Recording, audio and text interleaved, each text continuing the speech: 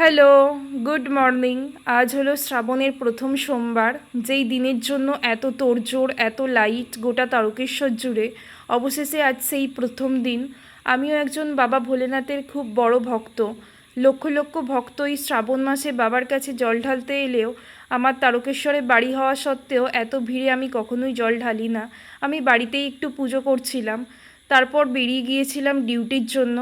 তারকেশ্বরে এত পরিমাণে ভিড়, তাও ডিউটি তো যেতেই হতো। স্টেশনে এসে দেখলাম এই অবস্থা। তাও ভিড় তো অনেকটাই কমে গেছিলো। তারপর ডিউটি থেকে ফেরার পথে প্রচুর পরিমাণে বৃষ্টি স্টার্ট হলো। তাও এই মানুষগুলো বৃষ্টিতে ভিজে ভিজে খালি পায়ে হেঁটে বাবার কাছে যাচ্ছিল মনস্কামনা পূরণ করতে।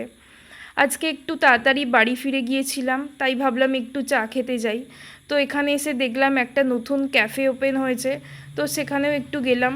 ভেতরের ডেকোরেশনটা তো খুবই ইউনিক করেছিল, দেখতে খুবই সুন্দর লাগছিল। তাই একটু ছবি ভিডিও করে তারপর ওখান থেকে একটু স্ন্যাক্স অর্ডার দেওয়া হয়েছিল, যেটা খেতে খুবই টেস্টি ছিল। তো তারপর চলে এসেছিলাম বাড়ির দিকে। তো চলো, বাই।